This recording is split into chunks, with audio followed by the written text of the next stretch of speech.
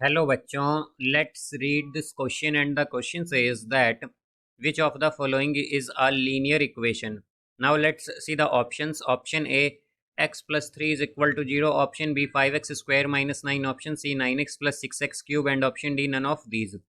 तो आइए अब इस क्वेश्चन को यहाँ पर हम सॉल्व कर लेते हैं। इस क्वेश्चन में कहा गया है कि हमें बताना है कि हमारे पास ये जो इक्वेशंस गिवन है इनमें कौन सी इक्वेशन लीनियर इक्वेशन है। तो यहाँ पर हम की कॉन्सेप्ट यूज़ करेंगे, concept that linear equation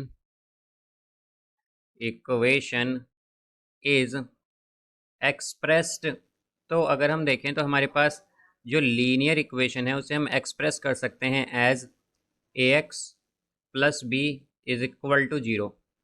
अब यहाँ से अगर हम गिवन ऑप्शंस चेक करें तो ऑप्शन ए में क्या कहा गया है, x plus 3 is equal to 0। तो यहाँ पर अगर हम देखें तो ए की जगह क्या आ जाएगा 1, बी की जगह क्या आएगा 3 और एक्स क्या है यहाँ पर वेरिएबल। तो हम देख सकते हैं ये हमारे पास a x plus b is equal to 0 की फॉर्म में है। तो यानी ए क्या हो गया हमारे पास लीनियर इक्वेशन, यानी कि ऑप्शन ए यहाँ पर करेक्ट है। अब अगर बी चेक करें तो बी में क्या कहा गया है, 5x स्क्वायर माइनस 9। तो यहाँ पर अगर हम देखें तो जैसा कि हम जानते हैं कि लीनियर इक्वेशन क्या थी हमारे पास, a x plus b is equal to 0। तो इसमें एक्स की पावर क्या थी 1, बट यहाँ एक्स की पावर क्या है हमारे पास 2।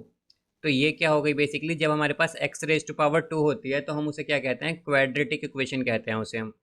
तो ये एक क्वाड्रेटिक इक्वेशन है, क्वाड्रेटिक इक्वेशन। अब इसी तरह अगर हम ऑप्शन सी देखें तो ऑप्शन सी में हमें कहा गया है 9x प्लस 6x क्यूब। तो इस कंडीशन में हमारे पास अगर हम x की मैक्सिमम पावर देखें तो क्या है हमारे पास 3, बिकॉज 6x क्यूब है।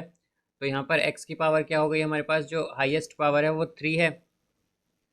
तो जब हमारे पास x की हाईएस्ट पावर 3 हो तो उसे हम कहते हैं क्यूबिक इक्वेशन।